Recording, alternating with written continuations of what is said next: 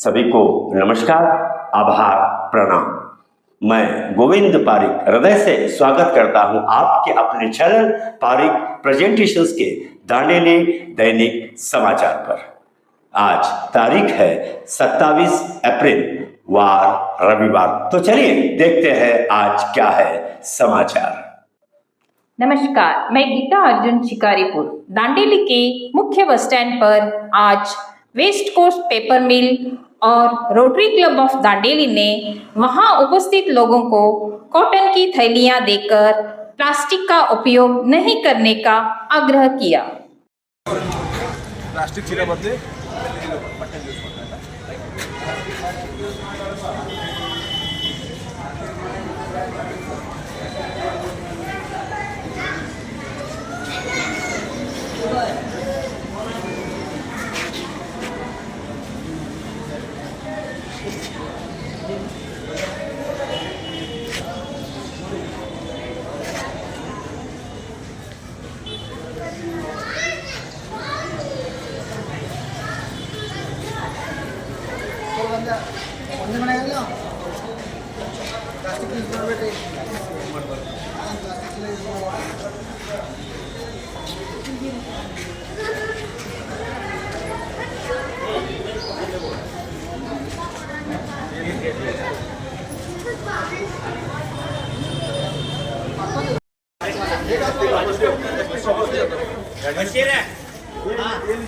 छोटे बैग लेके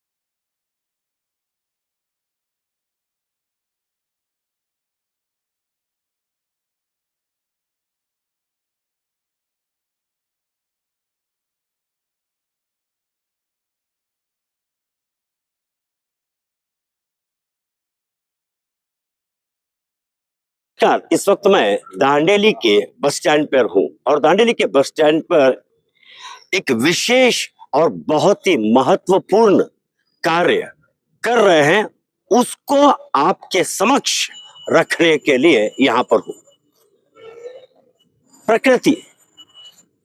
प्रकृति ने हमें बहुत कुछ दिया है और हमने प्रकृति को कुछ भी नहीं दिया है सिवाय इस प्रकृति का नुकसान करने। प्लास्टिक अगर इस धरती पर प्रकृति को सबसे ज्यादा नुकसान अगर कोई चीज पहुंचाती है तो वो है प्लास्टिक। इस प्लास्टिक को अपने जीवन से दूर करने के लिए आज एक विशेष कार्यक्रम यहाँ किया जा रहा है। वेस्ट कोस्ट पेपर मिल दांडेली और रोटरी क्लब द्वारा लोगों को इस कार्य के प्रति जागरूक किया जा रहा है कि प्लास्टिक को अपने जीवन से दूर कर बैग, कॉटन बैग बांटे जा रहे हैं ताकि वे इनका इस्तेमाल करें। आइए यहाँ पर रोटरी क्लब के प्रेसिडेंट है, वेस्ट कोस्ट पेपर मिल के अधिकारी हैं, उनसे बात करते हैं। क्या उद्देश्य लेकर आप ये आज कार्य कर रहे हो? अभी जैसे हम जब सब जानते हैं कि प्लास्टिक एक बड़ा महामारी है, क्योंकि हर जगह जहाँ पे आप जाते हो वहाँ पे प्लास्टिक ज्यादा रहता है। बट ऐसे क्लॉथ बैग देने से क्या होता है, एक ही बैग हम सालों साल यूज कर सकते हैं। बहुत बढ़िया। और ये नेचर के लिए डिकम्पोज भी होता है, जो प्लास्टिक कभी भी नहीं होता। इसलिए हम लोग का एक अभियान है जहाँ पे हम लोग सब लोगों को फ्री ये बैग बांट रहे हैं और इसका सब लोग यूज कर रहे हैं। यही हमारा एक उद्देश्य है। बहुत अच्छा, बहुत अच्छी सोच है। प्लास्टिक मिलता नहीं है और उसे जानवर भी खाते हैं, जिससे बीमारियां होती है। और ये सिंगल टाइम यूज नहीं है, इसे आप कई वर्षों तक इस्तेमाल कर सकते हैं। क्या कहना चाहेंगे सर जी? नहीं, हम यही लोगों को बताना चाहते हैं कि प्लास्टिक यूज मत करो। प्लास्टिक हजारों साल जो डिकम्पोज नहीं होता है, फिर वो धरती के चले जाके उसका जो कार्सिजेनिक जो केमिकल्स है वो धरती को खराब कर देता है। हाँ। या तो ये कॉटन बैग्स जो है ये बहुत सार्वजनिक के लिए अच्छा भी है और धरती के लिए भी अच्छा है और नेचर के लिए भी अच्छा है। अभी इंडिया में पूरे वर्ल्ड में 3.4 मिलियन टन जनरेट होता है प्लास्टिक, एक ही प्लास्टिक दूसरे को एज मटेरियल वगैरह छोड़ के, और इंडिया में खाली 50 लाख टन से ज्यादा भी होता है। तो अवेयरनेस बढ़ाने के लिए ये तो वेस्ट कोस्ट पेपर मिल के समक्षम से हम लोग एक छोटा सा ये है कि लोगों को अपना जागरूक करने के लिए। जैसे कि आप जानते हैं कि वेस्ट कोस्ट पेपर मिल सदा नेचर के साथ में काम करने के फेवर में रही है, और हम पिछले कई सालों से, पिछले 5-7 सालों से नगर में, डांडेली के आजू बाजू, कारवार में, जोइडा में, हर जगह जाके ये अवेयरनेस फैला रहे हैं कि कृपया प्लास्टिक का इस्तेमाल ना करें। प्लास्टिक का इस्तेमाल करने से नेचर की हानि होती है। और वेस्ट कोस्ट पेपर मिल पिछले 5 सालों से करीबन अभी तक 1 लाख प्लास्टिक ये कॉटन बैग्स हम लोगों ने डिस्ट्रीब्यूट किया है। हमारे एग्जीक्यूटिव डायरेक्टर श्री राजेंद्र जैन जी का हमेशा से मानना रहा है कि नेचर के लिए हम क्या कर सकते हैं, हम नेचर को वापस क्या दे सकते हैं, उसके लिए काम कीजिए। और हम उसी लाइन पे काम कर रहे हैं। दांडेली में इसके पहले भी हमने कई बार ये अभियान चलाया है, आज भी हम ये अभियान चला रहे हैं और लोगों को जागरूक करने की कोशिश कर रहे हैं कि प्लास्टिक का इस्तेमाल ना करें। जैसे आप जानते हो कि दांडेली एक बहुत सुंदर टूरिस्ट प्लेस है, यहाँ पर बाहर से बहुत लोग आते हैं, और हमने देखा है कि दांडेली के एंट्रेंस में आजू बाजू में प्लास्टिक के बॉटल्स, प्लास्टिक का कचरा दुनिया भर का नदी के अंदर फेंक रहे हैं। ये हम लोगों का कर्तव्य बनता है कि हमारे इस शहर को सुंदर रखें और आने वाले लोगों को जागरूक करें कि प्लास्टिक कहीं पे भी ना फेंके। हम आगे और इस पे काम करेंगे और करते रहेंगे। लोगों से विनती है कि कृपया इस चीज का ध्यान रखें, प्लास्टिक का इस्तेमाल करना बंद कर दें और सिर्फ कॉटन बैग यूज करें। Thank you very much. बहुत अच्छा एक मैसेज लेकर चल रहे हैं ताकि हम अपने आने वाली पीढ़ी के लिए स्वच्छ, सुंदर, मजबूत, प्राकृतिक और ये देश हम दे सके। हमारी जिम्मेदारी बनती है। जो भी दर्शकगण इस वीडियो को देख रहे हैं उनसे निवेदन करता हूं, कमेंट्स में जरूर लिखें कि आज से प्लास्टिक को हम त्याग रहे हैं और ऐसे कॉटन बैग का इस्तेमाल करेंगे ताकि आने वाली पीढ़ियां अच्छा और सुंदर भारत हम उन्हें दे सके। आप सभी का बहुत बहुत धन्यवाद जी। धरती पर जीवन व्यतीत करने के लिए वृक्ष, पेड़ अति आवश्यक है। वृक्ष के बिना धरती पर जीवन असंभव है। हर पेड़ को बचाना ये मानव की जिम्मेदारी होनी चाहिए।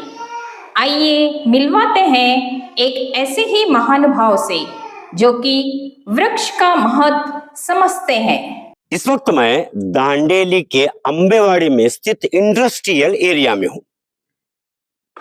एक विशेष दृश्य कहो या स्थिति कहो मैं आपको दिखाने जा रहा हूं।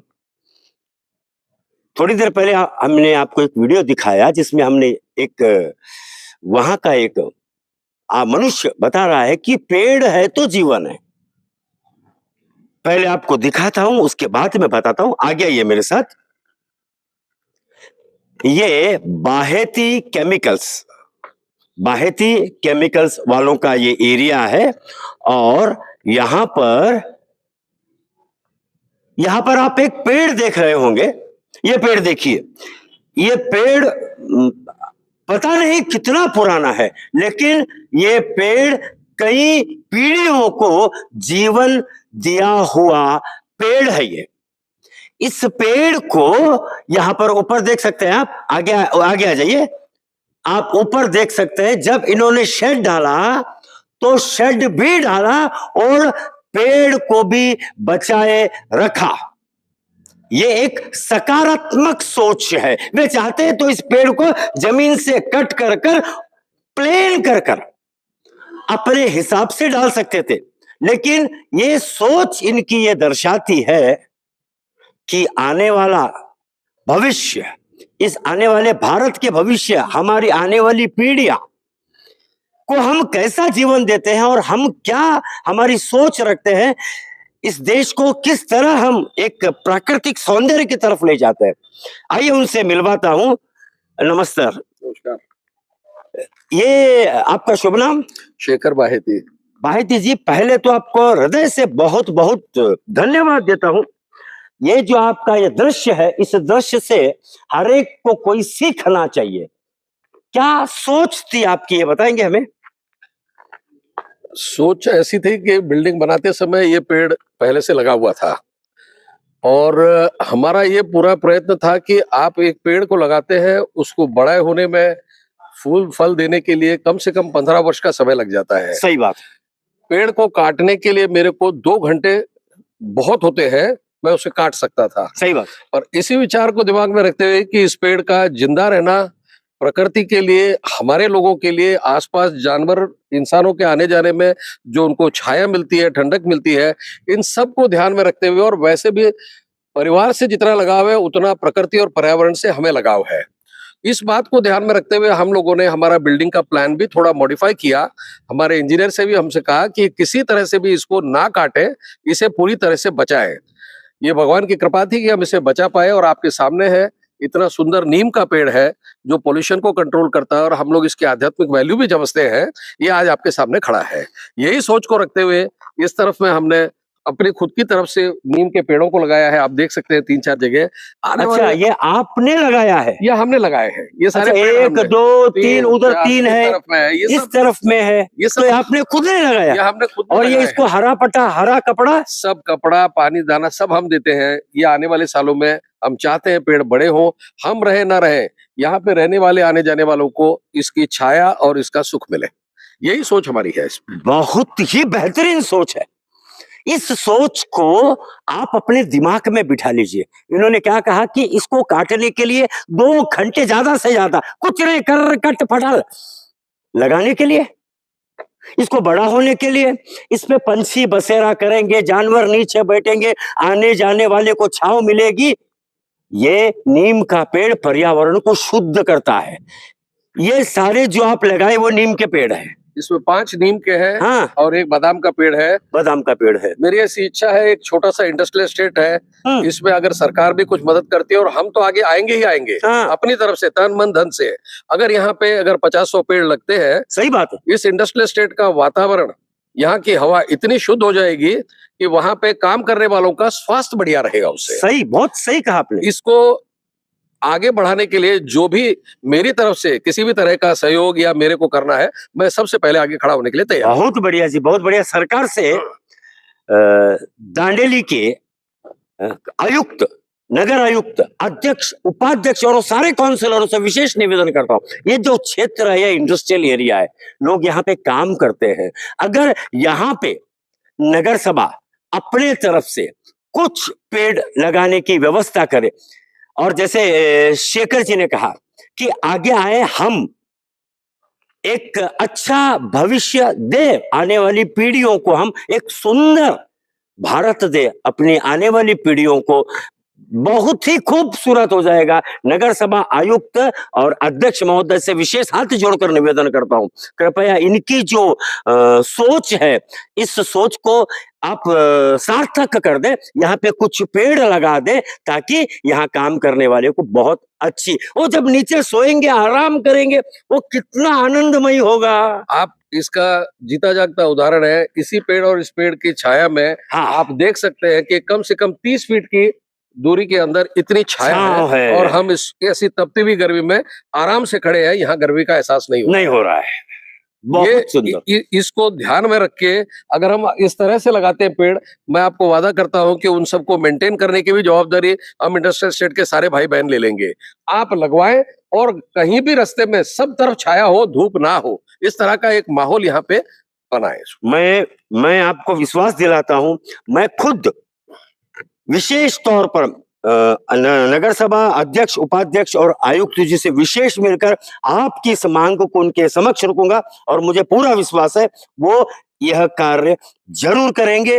फिर एक बार आपको बहुत बहुत बधाई देता हूं, ऐसे पुराने झाड़ को बचाने के लिए और नए झाड़ अपनी तरफ से इस एरिया में लगाने के लिए विशेष तौर पे धन्यवाद देता हूं, और उम्मीद करता हूं इसी तरह लोग भी जागरूक होंगे और एक पेड़ अपने घर के समक्ष जरूर लगाएंगे।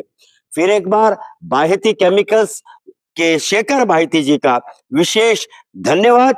और इस वीडियो को देखने वाले सभी महानुभाव से निवेदन करता हूं, एक पेड़ अवश्य लगाएं। यह सोच के लगाएं कि आपके परिवार को, आपके आने वाली पीढ़ी को, आपके बच्चों को वो पेड़ अच्छा ऑक्सीजन देगा, अच्छा वातावरण देगा।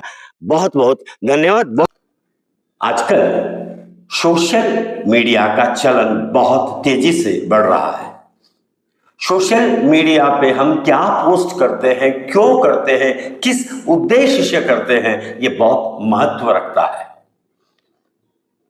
दांडेली के संडे मार्केट के एक व्यापारी अनीश हुलगर, इन्होंने एक आपत्तिजनक पोस्ट किया। दांडेली पुलिस विभाग ने तत्काल इस पर कार्रवाई करते हुए उन्हें गिरफ्तार कर जेल भेज दिया। क्या और क्यों हम किस विषय में पोस्ट करते हैं, इसका हमें विशेष ध्यान देना होगा। दांडेली एक बहुत ही प्रेम भाव से रहने वाला यह एक शहर है। बेवजह की पोस्ट आपको नुकसान पहुंचा सकती है, आपके परिवार को नुकसान पहुंचा सकती है। निवेदन करते हैं, कुछ भी पोस्ट करने से पहले 10 बार सोचें, अन्यथा यह आपके लिए नुकसानदायक होगा। इस वक्त मैं जामिया नूरिया कादरिया मदरसा के ऑफिस में हूं। बेवजह की सोशल मीडिया पर पोस्ट करना संवैधानिक, उच्च संवैधानिक पदों पर बैठे हुए लोगों को बिना सोचे समझे पोस्ट करना, क्या ये दांडेली के खुशहाल माहौल और आपसी प्रेम भाव के लिए घातक साबित हो सकता है? क्या ये सोच सही है? विरोध जरूरी है। पक्ष और विपक्ष का होना अति आवश्यक है लोकतंत्र में। आइए जानने की कोशिश करते। कई यहाँ ऐसे मेरे महानुभाव दोस्त हैं, उनसे कि क्या ये जो हुआ ये होना चाहिए था या नहीं। नमस्ते, इस मसले पर आप क्या कहना चाहेंगे? सर, मैं मोहम्मद इकबाल शेख, सेक्रेटरी अंजुमन अहले सुन्नत दांडेली। आप जो अभी ये सवाल पूछे हैं कि सोशल मीडिया पे जो चीज़ें आज चल रहे हैं वो दांडेली की सरजमीन पर होना चाहिए या नहीं होना चाहिए। मैं सबसे पहले ये बात बताना चाहता हूँ कि सोशल मीडिया एक ऐसा प्लेटफॉर्म है, फेसबुक एक ऐसा प्लेटफॉर्म है जहाँ पे आज के जो कानून है, जो आईटी एक्ट है, उसका जानकारी लिए बगैर, उसके हालात समझे बगैर कोई भी पोस्ट करना जो है वो घातक होना जो है, घातक के बगैर कुछ नहीं है, वो सुसाइड के बगैर जैसा है। जैसे आप एक अमित नाम का लड़का जो है रामनगर का, जगलपेट का, उसने जो है एक सोशल मीडिया पे 3 मिनट का वीडियो पोस्ट किया। उसने स्टेटमेंट दिया पुलिस स्टेशन में कि मैं नशे में किया हूँ, लेकिन उसने जो कश्मीर में जो वाकया हुआ उसका वो गुस्से में आकर मुसलमानों को गालियां दिया। लेकिन उसका नतीजा क्या निकला कि वो जो है पुलिस स्टेशन, माननीय डीवाईएसपी, माननीय पीएसआई उसका संज्ञान लिए, और वो संज्ञान लेने के बाद उसको कानून में वो आदमी अपराधी बैठा और उसको जो है 15 दिन का जेल जो है हो गया। अब ये 15 दिन जेल में जाएगा। वो एक कुक था, 15 दिन के लिए उसका फैमिली सफर होगा। वो काय के लिए किया है उसको ही पता नहीं है। उसके बाद में जब होश आया उसको, तो आज पुलिस स्टेशन में नजर आ रहा है। दूसरी तरफ और एक लड़का जो है फ्रूट मर्चेंट, अनीस हुलगुर नाम का लड़का, जो हमारे कम्युनिटी को बिलोंग करता है, वो एक पोस्ट किया कि असदुद्दीन अवैसी एक चेन पकड़ा है, उसके नीचे जो है माननीय हमारे जो प्रधानमंत्री हैं योगी जी हैं, हमारे होम मिनिस्टर अमित शाह जी हैं, डोभाल जी हैं, ये चारों लोग के तस्वीर वो ऐसे लग रहे हैं जो हमें मुंह से बोलना भी अच्छा नहीं लगता। वो चारों लोगों को जो है वो यानी चेन डालकर, गले में डालकर पकड़ के लेके जा रहे हैं, ऐसी तस्वीर फेसबुक पे पोस्ट हुई। अब ये पोस्ट होने के बाद में उसका नतीजा क्या हुआ? जो फ्रूट बेचता था आदमी, जो आराम से दांडेली में था, वो जो है आज जेल में है। किसकी वजह से? सिर्फ पोस्ट करने की वजह से। तो मैं हमारे खास करके जो दांडेली के अंजुमन के या दूसरे कौम के भी लोग हैं, जो हमारे दांडेली में हम लोग प्रेम, सद्भावना और आत्मीयता और सब भी मिलकर रह रहे हैं दांडेली में। दांडेली एक इंडस्ट्रियल एरिया है और हम लोग सब जो मिलकर रह रहे हैं यहाँ पे, वैसी जगह पर खामखा नेशनल लेवल पे क्या हो रहा है और इंटरनेशनल लेवल पे क्या हो रहा है, इस चीज को यहाँ पे उससे बहस का मुद्दा बनाकर ऐसे कंट्रोवर्शियल पोस्टिंग करके, ऐसे गाली गलौज मोबाइल पे या सोशल मीडिया में डालकर अपने आप को तकलीफ दे रहे हैं, वरना किसी को भी यह नुकसान नहीं हो रहा है। अब अवैसी जी और जो हमारे प्रधानमंत्री जी, सब वहां पर उनके विचारधारा अलग हो सकते हैं, सब मिलके रहते हैं वो लोग, लेकिन यहाँ खामखा ये कुश्ती या लोकल में लोग बनकर अपना जिंदगी बर्बाद कर रहे हैं, अपनी फैमिली को बर्बाद कर रहे हैं। मैं इतना ही कहना चाहूंगा। इसके ताल्लुक से कल रात को ही हम लोगों ने अंजुमन से एक मैसेज डाला पूरे लोगों को कि ऐसे पोस्टिंग, ऐसे ये कुछ भी ना कीजिए जिसकी वजह से आपकी फैमिली लाइफ, आप खुद जो है अपने पुलिस स्टेशन में रिकॉर्ड्स खराब कर लें। और एक मैसेज मैं दे रहा हूं यहाँ पे, इसके आगे जो है कोई भी सोशल मीडिया यूज कर रहे हैं तो बहुत सोच समझ कर यूज कीजिए, ताकि इसका गलत नतीजा और तुम्हारी फैमिली लाइफ को तकलीफ ना हो। नमस्ते। बहुत अच्छा मैसेज देने की कोशिश है। सोशल मीडिया है क्या, और आप क्या साबित करना चाहते हो? खुद को साबित करना चाहते हो? देश चलाना वो उनकी जिम्मेदारी है। पक्ष और विपक्ष वहां पर उपस्थित है। दांडेली का सौंदर्य बिगाड़ने की कोशिश ना करें। कल हमने आपसे जो सवाल पूछा था उसका सही जवाब है राजस्थान का चुरू जिला। कमेंट्स में जवाब देने वाले हैं देवानंद सडेकर, मारिसा गोंसाल्विस, सुरेंद्र ओझा, योगेश कदम, गायत्री नीलेश पाटिल और शैला सुतार। आज का सवाल, विश्व में कौन सा देश पहला प्लास्टिक मुक्त राष्ट्र बना था? कमेंट्स में जवाब दीजिए। अंत तक हमसे जुड़े रहने के लिए सभी दर्शकों का धन्यवाद। कल फिर मुलाकात होगी हमारे इसी चैनल बारीक प्रेजेंटेशन पर।